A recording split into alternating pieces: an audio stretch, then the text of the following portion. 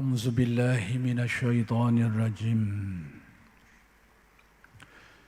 بسم الله الرحمن الرحيم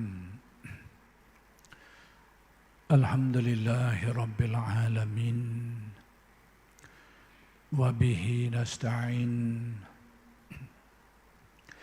اللهم صل على سيدنا محمد النبي الأمي وعلى آله وصحبه وسلم رب اشرح لي صدري ويسر لي أمري واحلل عقدة من لساني يفقه قولي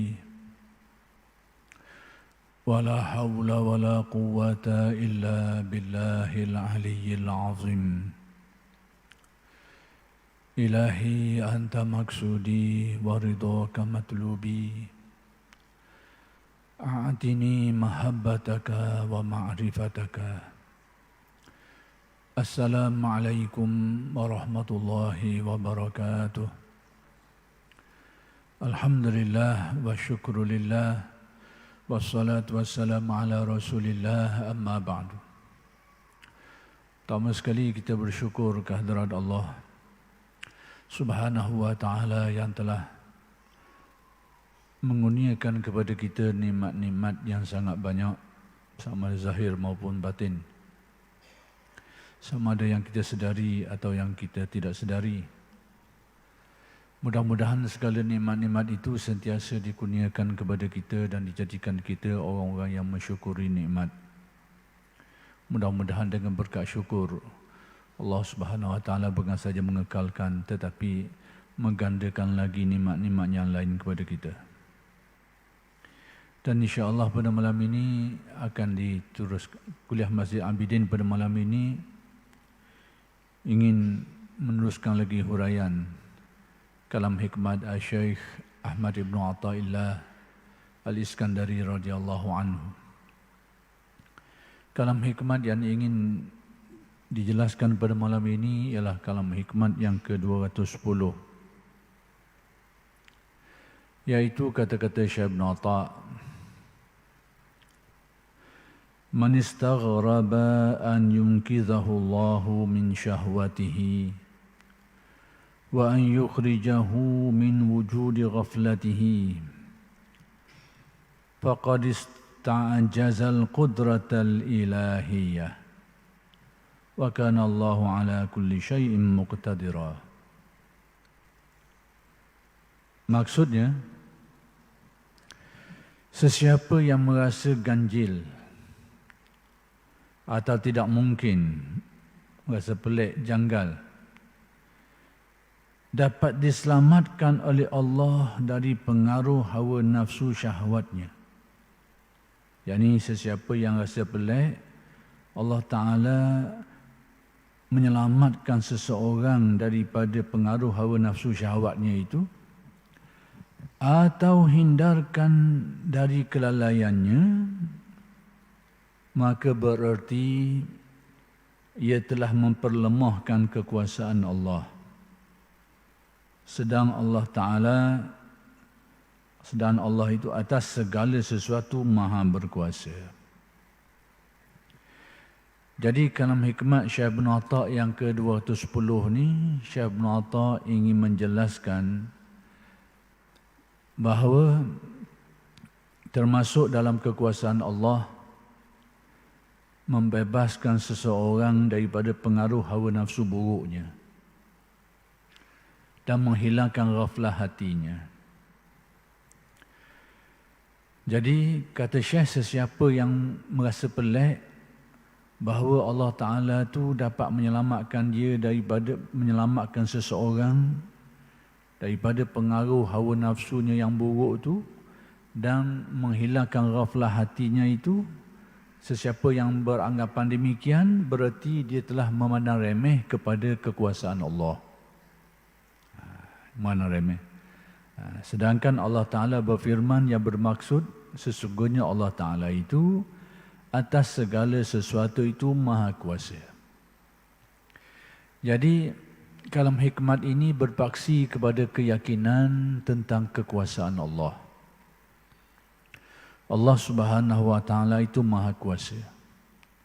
Dalam keyakinan tauhid kita, termasuk daripada pengertian kalimat tauhid la ilaha illallah, bahawa tidak ada yang Maha Kuasa itu melainkan Allah Subhanahu wa taala saja. Jadi menjadi keyakinan tauhid kita bahawa kita meyakini Allah Taala itu bersifat kudrat, Maha Kuasa. Dan kekuasaan Allah itu meliputi segala-galanya. Tidak ada satu makhluk pun yang terlepas daripada kekuasaan Allah. Inilah yang perlu kita fahami, perlu kita yakini dan perlu kita tanam sedalam-dalamnya dalam ingatan dan perasaan kita. Bahawa Allah Ta'ala itu Maha berkuasa atas segala-galanya.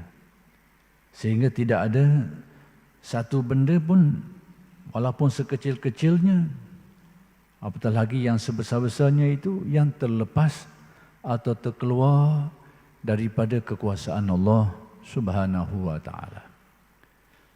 Berarti tidak ada suatu kewujudan pun, dan tidak ada suatu kewujudan makhluk pun, dan tidak ada suatu kejadian yang berlaku pada makhluk pun, kecuali semuanya itu tertakluk dengan kudrat Allah. Ini asas keyakinan akidah kita. Sekiranya kita dalam keyakinan kita ada keyakinan bahawa ada sesuatu yang terlepas dari kudrat Allah, seperti keyakinan Mu'tazilah, seperti keyakinan Qadariyah, maka itulah mencacatkan keyakinan tauhid ini, telah merosakkan keyakinan tauhid ini, dan dalam masa yang sama telah menyatakan ketidaksempurnaan sifat Allah Subhanahu wa taala. Apabila kita yakin ada sesuatu yang terlepas daripada kudrat Allah, ada sesuatu yang tidak tertakluk dengan kudrat Allah. Kelompok-kelompok Qadariyah tu yang disifatkan dalam riwayat innahum majusu hadhil ummah, maka ini adalah seumpama kelompok majusi dalam kalangan umat ini, kerana keyakinan itu. Mereka yakin manusia ada kudrat secara autonomi, sudah terlepas daripada kudrat Allah, sudah terlepas daripada takdirnya. Manusia sudah memiliki kuasa penuh, sekalipun asal kuasa manusia itu diciptakan oleh Allah. Tapi keyakinan mereka ini bahawa manusia mempunyai kuasa mutlak, sehingga boleh melakukan apa saja menurut kehendak dan kekuasaannya, tanpa ada kaitan dengan kudrat Allah, tanpa ada kaitan dengan iradat Allah, tanpa ada kaitan dengan takdir Allah. Itulah pemikiran Qadariyah yang disebut innahum majusu hadhil ummah. Mereka ni seumpama majusi kepada umat ini. Keyakinan yang rosak.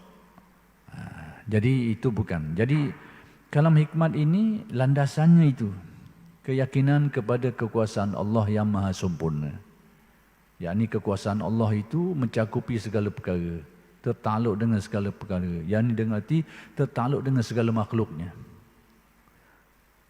Jadi segala makhluk ini tidak ada satu pun yang terlepas daripada kekuasaan Allah. Itu keyakinan tauhid kita. Cuma manusia ni, sekalipun akidahnya seperti itu, maka dalam perjalanan hidup kadang-kadang ada yang jadi kabur, jadi semabur, sehingga terlepas pandang. Terlepas pandang perkara ni. Tapi kalau tanya balik, rojok balik kepada akidah, dia akan balik kepada asal baliklah. Tapi oleh kerana banyaknya halangan-halangan menjadikan kita ni kadang-kadang terlepas pandang dalam perkara itu. Yang ini bukanlah berarti akidah tu rosak. Jangan faham itu.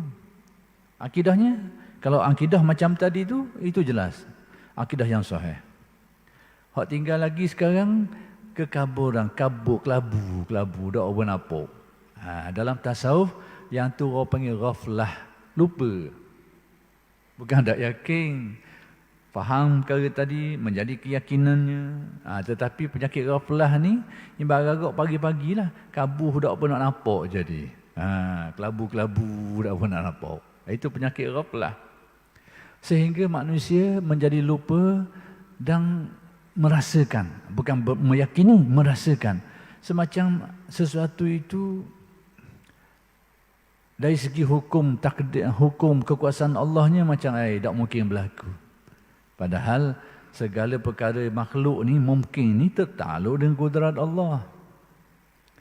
Cuma oleh kerana kelabu tadi tu, tak apa nampak benda ni, penyakit ni orang panggil penyakit ghaflah dalam hati manusia ni, bukan penyakit jahil, penyakit ghaflah. Lupa. Jadi seolah-olahnya macam ada benda kita rasakan, tak mungkin berlaku ni. Padahal setiap makhluk bertaraf mungkin. Istilah usul dia orang panggil mungkin atau jaiz. Harus. Dengan arti apa-apa makhluk pun tarafnya adalah perkara itu disebut sebagai mungkin atau jaiz. Yang ini perkara yang tertakluk dengan kudrat Allah. Semuanya seperti itu makhluk-makhluk ni tarafnya. Cuma tadilah penyakit ghaflah tu menyebabkan kita rasa sesuatu benda tu tak mungkin berlaku dah. Seolah macam tak berlaku ni. Padahal setiap perkara itu tu tertakluk dengan kudrat Allah. Boleh berlaku kat mana-mana pun. Apa-apa saja berkaitan dengan makhluk ni boleh berlaku dengan kehendak Allah. Tapi oleh kerana kita ghaflah sikit tadi tu, kita lupa benda tu. Maka inilah yang ingin diperingatkan oleh Syekh Ibn Atta'. Sesiapa yang merasa pelik, Allah Ta'ala membebaskan seseorang, menyelamatkan seseorang daripada pengaruh hawa nafsu buruknya itu dan menghilangkan kelalaian hatinya itu. Siapa yang rasa benda ni pelik, siapa yang rasa benda ni tak mungkin berlaku, berarti dia telah memandang kecil rahmat kekuasaan Allah. Dia telah memandang kecil kepada kekuasaan Allah Subhanahu Wa Taala. Baik. Macam mana ni? Kita sedia maklum. Manusia ni diciptakan Allah ada nafsu. Nafsu yang sedia ada diciptakan Allah pada diri manusia ni. Ada kemahuan. Jadi nafsu manusia ini selagi manusia hidup, selagi itulah dia ada. Kerana dia adalah sifat bagi jiwa kita, sifat bagi diri kita. Keinginan itu adalah sifat bagi diri. Dan sifat manusia ni, sifat keinginan pada manusia ni, selagi manusia itu hidup, selagi itu dia ada. Jadi, sifat nafsu manusia ni, yang melekat pada dirinya itu, dia berbeza-beza keadaan. Dari segi tahap kebersihan dan kesucian dia tu. Hak berat sekali, hak buruk sekali, yang mana kemahuannya itu kemahuan yang buruk-buruk, orang panggil nafsu ammarah bisu. Jadi tak ada kerja lain. Keinginan dia, kecenderungan dia, benda uduh-uduh saja, jahat saja. Nak tipu orang lah, nak buat uduh ke orang lah.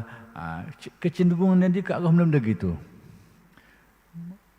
Macam-macam hal-hal yang buruk tu memang jadi kecenderungan dia, menjadi perangai sifat dia. Macam-macam lah kalau kita nak sedara perkara-perkara buruk ni, yang menjadi sifat bagi nafsu ammarah ni.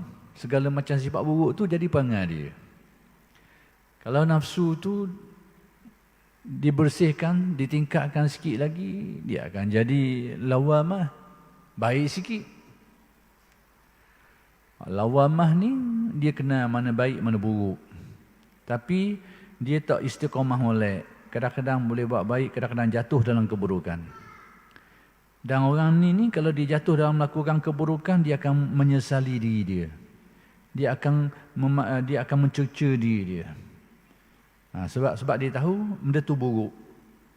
Tapi sampai masa dia jatuh juga. Sebab memang pattern nafsu tu gitu. Pekat lawamah ni. Dia naik turun.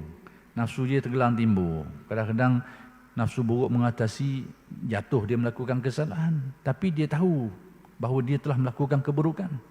Dia nampak mana baik mana buruk. Dan dia tahu benda buruk ni benda tak molek. Dia pun tak ambuh. Tapi oleh kerana tak dapat nak buang sepenuhnya. Sampai masa dia jatuh. Bila dia jatuh, dia akan pandang, dia akan cerca diri dia. Buat apa aku buat ni, buat apa aku jahat sangat. Cerca. Ini perangai nafsu lawamah. Kalau dia bersih lagi, naik sikit lagi, dia akan jadi mulhamah. Mulhamah ni nafsu yang dihidayahkan Allah. Kecenderungan tinggi kepada kebaikan, kepada makrifat, iman, tauhid dan juga kebaikan-kebaikan. Mulhamah. Mulhamah ni adalah pintu masuk kepada kewalian. Pintu masuk kepada martabat wali. Sentiasa diilhamkan Allah dorongan-dorongan, kecenderungan ke arah kebaikan. Bukan tak buat salah juga, buat, dan kadang mungkin peratusan tu rendah. Dia mungkin terjatuh juga sebagai manusia, dia nak lari, terbabah, kadang-kadang lupa. Tapi hak disengajakan tu dan melakukan kesalahan tu terlalu kecil. Kebanyakan hak berlaku pada dia tu kadang-kadang dia terlupa dan sebagainya lah. Jadi nak beritahu, pertama sekali nafsu ni benda hak tak cerah tangga daripada manusia. Selagi hidup lagi itulah. Sebab itu Nabi beritahu manusia ni selagi kalau dia beri satu lembah mah, dia nak dua. Beri dua, dia nak tiga, sampai bila? Sampai mati. Maksudnya keinginan ni tak akan, keinginan diri dia ni tak akan mati selagi dia hidup. Baik, tinggal itu satu. Yang kedua, nafsu ni ada potensi untuk disucikan, untuk dibersihkan, untuk ditingkatkan. Nafsu tetap nafsu lah. Tapi boleh dibersihkan sehingga dia jadi molek, sehingga jadi baik. Kemahuan-kemahuan kita tu, kalau dia bercampur dengan kemahuan yang buruk, dia jadi buruk lah. Tapi kalau dibersihkan, kemahuan tu akan jadi kemahuan yang baik pula. Maka ini adalah ciri nafsu boleh dibersihkan. Dan itulah Allah Ta'ala menyuruh kita supaya mencari jalan untuk membersihkannya. Sehingga dinyatakan di dalam Al-Quran, Qad aflaha man zakkaha wa qad khaba man dassaha. Beruntunglah orang yang menyucikan jiwanya. Yakni dia berusaha nak membersihkan kalbu dan batin dia ni. Beruntunglah dia, wa qad khaba man dassaha. Maka rugilah, celakalah orang yang mengotorinya, orang yang biarkan sifat-sifat buruk tu bersarang dalam hatinya, dalam kalbu dia tu, bahkan dituruti kemahuannya tu tanpa diusahakan untuk dibersihkan. Rugi, kecelakaanlah mereka ini. Jadi proses ini di dalam Al-Quran dinamakan tazkiyah. Proses membersihkan kalbu ni, nak meningkatkan nafsu daripada ammarah, lawamah, mulhamah, mutmainnah. Kemudian mutmainnah pun dia ada cabang-cabang lagi. Radiyah, mardiyah tu cabang-cabang mutmainnah. Jadi proses nak menyucikan kalbu ni dinamakan tazkiyah. Jadi sekarang kalau orang yang mengaji ilmu tasawuf, dia faham benda-benda macam ni, dia akan rasa pelik lah. Cuma sekarang bila kita tak mengaji perkara ni, tak ambil hal benda ni, ataupun tak nampak sangat benda ni, maka kita akan berprasangka, selagi lama manusia ni ada nafsu, kita faham gitu. Dan nafsu ni memang jahat semua, kita faham gitu. Kita ambil stopok je, sapih je. Lebih-lebih lagi orang sebut semua, nafsu ni jahat, nafsu ni buruk. Jadi waktu stokor je jadi fikiran kita. Jadi orang yang berfikiran macam ni lah beranggapan, kita ni tak akan lepas daripada nafsu. Daripada nafsu buruk maksudnya. Kelalaian hati ni, tak boleh. Kita ni manusia ni, tak boleh dah. Tak boleh nak lepas daripada kelalaian. Jadi tanggapan-tanggapan seperti itu, itulah yang ingin disedarkan oleh Syekh Ibn Atta'. Bila kita kata, tak nak buat kuan ni dah, nafsu kita ni memang jahat. Tak nak lepas dah. Kalau lepas daripada nafsu jahat ni, tak mungkin. Hati kita ni memang manusia, memang tak boleh, memang lupa.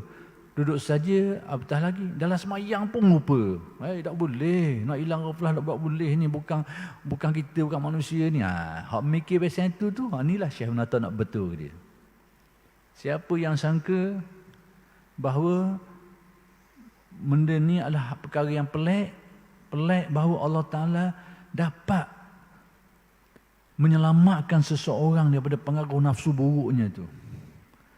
Dan dapat mengeluarkan dia daripada penyakit ghaflah hati dia. Siapa yang rasa benda ni pelik, maksudnya tak akan berlaku benda ni, orang ni sebenarnya tanpa dia sedar, dia pandang remeh kepada kekuasaan Allah. Syekh Ibn Atta' nak beritahu, pertama sekali, bahawa perkara ini ni boleh berlaku. Yang kedua, Syekh Ibn Atta' nak beritahu kita ni, kena berusaha untuk melakukan ini. Dan dia adalah perkara yang mungkin berlaku. Sebab tu kita dengar hari ni suara-suara. Ilmu tasawuf ni bukan ilmu zaman kita. Hari ni kita dengar macam-macam ragam. Ada orang kata ilmu tasawuf ni tak ada. Model ni tak ada ilmu tasawuf ni. Syekh Abdul Wahab Sya'rani, dia kata siapa yang menyangka ilmu tasawuf ni tidak ada dalam Al-Quran dan Sunnah, berarti dia telah kufur, kafir. Karena dia menolak salah satu di antara ilmu-ilmu yang ada dalam Al-Quran dan Sunnah. Tapi hari ini ada kedengaran. Cuma mungkin itu dengan kefahaman yang macam-macam lah. Sehingga ada kelompok yang terang-terang tasawuf tak ada. Adanya akidah syariat. Dua tu je. Akidah pegangan, syariat amalan. Tak ada lebih daripada tu. Tasawuf ni tak ada. Ada yang macam tu. Ada setengah tu tidak menafikan tasawuf sebab dia ngaji. Cuma dia rasa hak ni, dia rasa macam ni. Macam kalau hikmat ni. Tak boleh nak capai benda tu. Kalau zaman dulu boleh dia tu. Zaman dulu. Zaman kehidupan zaman dulu. Zaman sahabat, zaman tabi'in boleh. Zaman kita ni tak boleh ni. Ada orang mikir macam gitu. Tasawuf ni seolahnya untuk zaman dulu je. Bukan untuk zaman sekarang. Zaman sekarang ni tak boleh nak hayati dah tasawuf ni. Ada orang mikir pasal itu. Ada juga orang mikir pasal ni. Tasawuf ni boleh nak capai dia ni. Tapi kena lari jauh daripada orang. Kena duduk dalam hutan. Duduk dalam hutan, duduk kaki-kaki bukit tu. Bolehlah hayati tasawuf. Kalau duduk sekali dengan orang ramai ni, tak boleh hayati tasawuf. Ada juga pasal itu. Macam-macam kan. Jadi Syekh Ibn Atta' nak betul pemikiran ni. Dia kata, tasawuf ni boleh diusahakan dan tidak pelik kalau benda tu berlaku. Orang merasa pelik tercapainya tasawuf ni. Tasawuf dengan makna yang luas, tapi ini makna khususiah sikit. Iaitu Allah Ta'ala menyelamatkan seseorang daripada pengaruh nafsu dia dan membuat penyakit ghaflahnya. Sebenarnya itulah kunci tasawuf. Itu kunci dia. Jadi sesiapa yang rasa benda ni pelik berlaku, berarti dia telah memandang remeh, pandang kecil kepada kekuasaan Allah tanpa sedar. Tanpa sedarlah.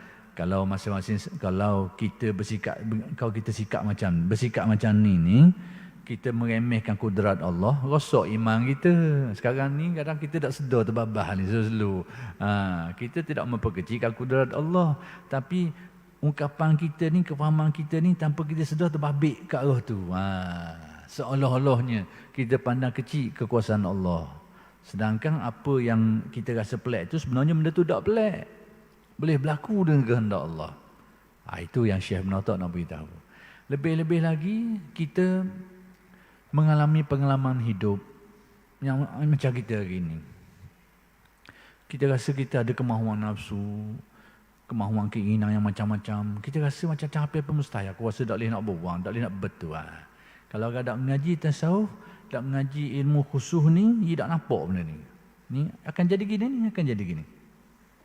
Akan jadi gini. Tapi kalau dia mengaji, dia akan nampak lubang. Kita kata tu sebenarnya kita pun pernah jadi gini. Kita pun pernah jadi gini. Lepas tu, dan kita dengar pengalaman orang lain pun gini juga. Jadi kalau tidak mengaji tasawuf secara detail sikit, dia akan rasa gini. Kata tak mungkin kita boleh lepas daripada nafsu-nafsu keinginan. Tengah-tengah kita rasa kita ni macam-macam keinginan ada dengan kita ni. Tak mungkin, tak mungkin. Tanda tu kita tak mengaji molek lu. Mustahil hati kita boleh ingat ni, main lala semua, lupa semua. Semayang pun dah ingat benda. Apatah lagi. Dah semayang pun boleh lupa. Apatah lagi duduk saja ni, nak ingat ke mana dia tu. Tak mungkin, tak mungkin. Ni kadang. Jadi Syekh Ibn Atta' nak beritahu.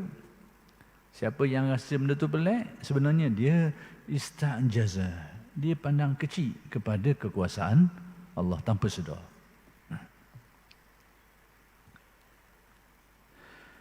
Baik, tuntunan iman harus, yakni mesti. Ni kita Indonesia ni, penterjemah ni orang Indonesia. Beberapa perkataan kadang-kadang kita lain sikit dengan bahasa kita. Kalau bahasa harus dalam kitab dia, bahasa kita mesti.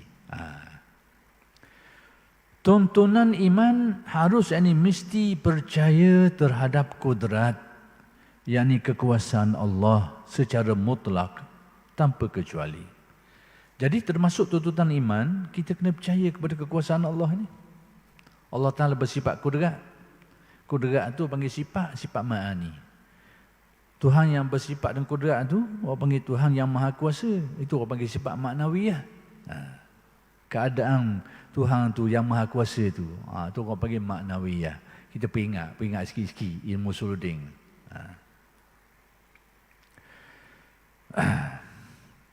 Jadi dan kuasa Allah Ta'ala ni mutlak. Mutlak dengan arti tidak ada batasan. Tidak ada pengecualian, tidak ada batasan.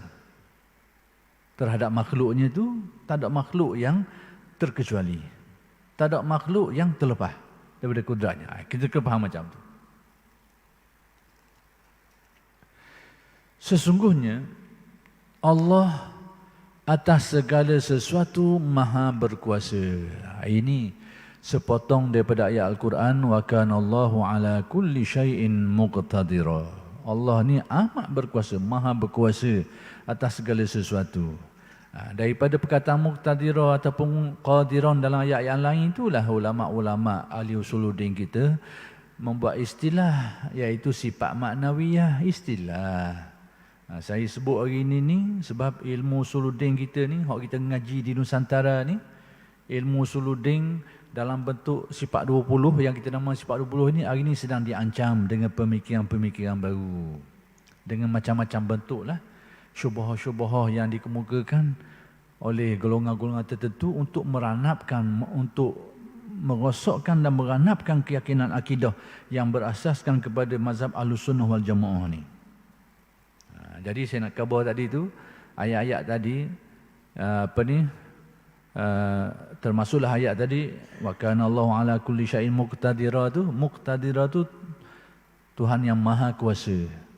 Jadi Tuhan yang maha kuasa tu, ulama kita, ulama usuluddin dipanggil, itulah yang disebut sebagai maknawiyah. Dan sebab apa Tuhan jadi maha kuasa? Sebab dia bersifat kudrat. Sifat kudrat tu orang panggil sifat ma'ani. Biar faham gitu. Jadi saya kata begini ni, sebab ada golongan tertentu dia kata mana ada maknawiyah, ma'ani, tak ada dalam Quran. Jadi itu istilah, nama yang diletakkan oleh ulama dalam menyusung ilmu ni, dalam memahami, memperkaedahkan dan menyusung ilmu ni. Itu dia bendanya. Memanglah kalau cari dalam ayat Al-Quran dan hadis, tak ada maknawiyah, ma'ani, tak ada benda tu. Perkataan tu tak ada. Tetapi secara kandungannya, yang itulah yang adanya. Cuma ulama letak istilah, susung balik, beri nama. Ini sifat ma'ani, ini sifat ma'nawiyah. Semuanya diambil daripada ayat-ayat Al-Quran tu. Saya seling sikit lah, swing sikit ke akidah, ke ilmu usuluddin. Baik, dan kudrat Allah terkandung pada iradatnya, yakni terkait pada iradatnya, kehendak Allah dan juga kuasaannya, seiringan tu. Yang merujuk kepada, kalau kudrat, salah satu dia ada sifat ma'ani, iradat pun begitu juga. Jadi nak kabarnya, bila kudrat Allah Ta'ala tertakluk dalam mengadakan atau menyediakan sesuatu itu, maka bila berlaku benda itu adalah kerana dikehendaki olehnya. Maksud takluk pula dengan iradatnya. Dengan erti bila berlaku suatu kejadian, bahawa kejadian itu berlaku dengan kehendak, yakni iradat Allah dan kekuasaan Allah. Inilah yang asas-asas akidah ni, asas-asas akidah yang perlu kita faham. Dengan arti tak akan berlaku satu perkara itu kecuali benda itu berlaku dengan kehendak dia dan kekuasaan dia. Jadi yang ni jelas. Sehingga tidak ada sesuatu yang terjadi tanpa iradat dan kudratnya. Tidak ada satu benda pun yang berlaku yang terlepas daripada kudrat dan iradat Allah. Jadi apa yang dibahaskan sekarang sebenarnya merupakan aspek akidah. Tetapi di mana tasawufnya? Tasawuf tu daripada keyakinan tu apa sikap kita? Tu jadi tasawuf. Jadi kita pelik orang kata tasawuf ni benda lain, akidah ni benda lain. Memanglah dua tu lain-lain dari angle yang berbeza, tetapi dua tu berkait rapat. Keyakinan tu akidah, tapi apa kesan pada kalbu kita atas keyakinan tu? Kesan tu jadi tasawuf. Maka kesan daripada keyakinan kita bahawa segala apa yang berlaku dengan kehendak Allah dan kekuasaan Allah, kesan dia tu kita tak akan pandang peliklah kejadian sesuatu tu boleh berlaku dengan kehendak Allah. Tu kesan dia tu. Tapi bila kita rasa pelik benda tu tak mungkin berlaku, sama ada akidah kita tu tak kemah molek ataupun mata kita kelabu. Mata hati lah. Mata hati, ghaflah, nyakit lupa ni. Tapi kalau akidah kita terang, kita akan pandang tidak ada sesuatu yang mustahil pada makhluk ni. Boleh berlaku dengan kehendak Allah.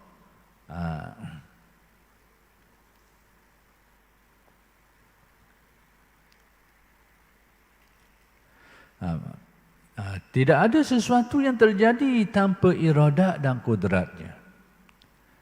Baik, apabila Allah berkehendak, sekiranya Allah bila Allah Ta'ala menghendaki untuk melakukan sesuatu itu, maka berjalanlah kudratnya dengan perintahnya. Maka berlakulah. Panggil terlaksanalah. Jadi terlaksana ni, ulama-ulama usuluddin dia panggil ta'alluq, tanjizi, pelaksanaan. Bila sampai masa, berlakulah kejadian itu. Apa yang ada di sebalik kejadian tu? Pertama sekali, dia terlaksananya kehendak Allah. Terlaksananya kudrat Allah. Atas apa-apa yang berlaku ni. Apa saja yang berlaku pada makhluk ni, sama ada kewujudan suatu benda yang baru, atau suatu kejadian yang berlaku pada makhluk ni, di sebalik semua tu, kita kena faham bahawa dia terikat dengan kudrat dan iradat Allah.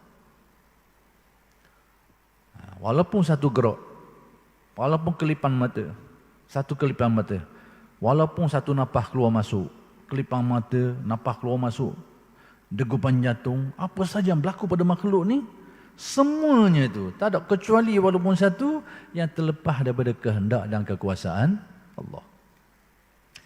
Bila manusia ada keyakinan ni, itu orang panggil tauhid af'al. Bila ada keyakinan ni, apabila kalbu manusia hadir dan ingat hakikat ni, bila pandang suatu kejadian, terus memandang ia kepada hakikat ketuhanan Allah tu, itu orang panggil syuhud af'al. Istilah ahli tasawuf. Keyakinan tauhid af'al, bahawa apa yang berlaku ni, semua apa yang berlaku pada alam semesta ni, berlaku dengan kehendak dan kekuasaan Allah. Bila kita faham dan yakin, tauhid af'al orang panggil. Tapi bila keyakinan tadi menjadi pandangan kalbu kita, menjadi pandangan batin kita, itu orang panggil syuhud al-af'al. Istilah ahli tasawuf. Beza sikit je. Apabila keyakinan, dia panggil tauhid. Apabila dia menjadi suatu perasaan, satu zuk, satu pandangan kalbu, sehingga apa-apa yang berlaku pun hatinya terus mengingatkan dia kepada Allah, bahawa yang berlaku dia kehendak kekuasaan dia dengan jalan zuk, dengan jalan pandangan batin, dengan jalan ingat hati dia tu, maka itu orang panggil syuhud. Istilah ahli tasawuf. Bukan apa, gitu je. Cuma orang kita buat payah benda-benda gitu. Buat payah dengan buat penipala. Itu orang kita je. Padahal bendanya mudah sangatnya.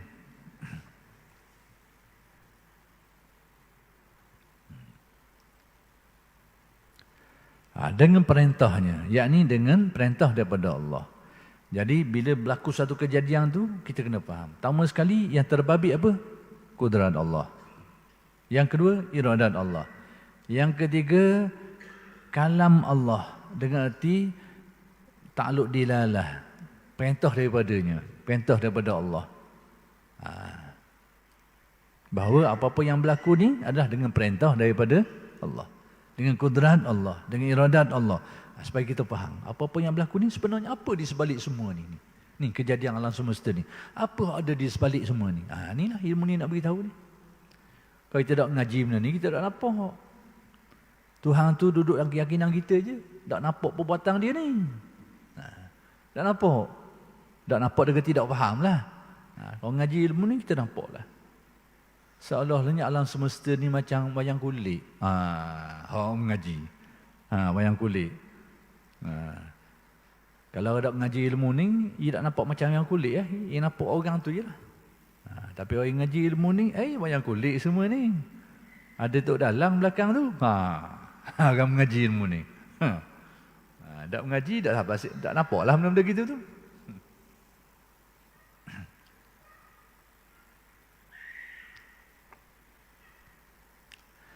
Baik, sesungguhnya perintah Allah jika menghendaki sesuatu hanya berkata kun, dengan makna jadilah, maka terjadilah apa yang dikehendakinya, apa yang dikehendaki oleh Allah pada saat yang ditentukannya, pada masa yang ditetapkan oleh Allah, menurut apa yang dikehendaki oleh Allah. Jadi demikianlah setiap kejadian itu. Pertama sekali ada perintah daripada Allah. Kemudian dia berlaku dengan kehendak, dengan kekuasaan Allah, kudrat Allah. Kemudian dia tertentu dengan iradat Allah. Jadi bila Allah Ta'ala memerintahkan sesuatu, maka akan berlakulah dia menurut apa yang dikehendaki, pada masa yang dikehendaki, dalam keadaan yang dikehendaki itu, guana-guana. Tak ada satu benda pun pada aspek makhluk ni yang terlepas daripada hal-hal ketuhanan itu. Tak ada satu benda pun. Masa mana, banyak mana, rupa guana, keadaan guana, semuanya tu berkait belaka dengan hal-hal ketuhanan Allah. Sebab tu ulama-ulama tasawuf, orang mengaji tasawuf dan menghayatinya, dia akan pandang alam semesta ni adalah cermin. Bukan cermin, seumpama cermin. Orang kita berguna bahasa reka, dia tak takak. Cermin warna pula, batu, depan kita ni batu, kayu ada belakang ni, mu kata cermin pula dah. Ulama tasawuf kena bahasa macam cermin. Kita ni betul benda dok lalu. Jadi dah nak takak bahasa tu. Jadi alam semesta ni macam cermin. Sebab apa? Kerana dia memperlihatkan kita kepada rahsia keagungan Allah. Tu dia. Memperlihatkan kita, memahamkan kita tentang rahsia keagungan Allah. Bukan itu saja, memahamkan kita tentang kedudukan kita dan hubungan kita dengan Allah. Wa fi anfusikum afala tubsirun. Pada dirimu sendiri, apa mu tak perhati molek? Kenapa kau tak renung dengan mata batinmu pada dirimu sendiri? Kalau merenung, mu akan tahu kedudukan dirimu dalam hubungan dengan Allah.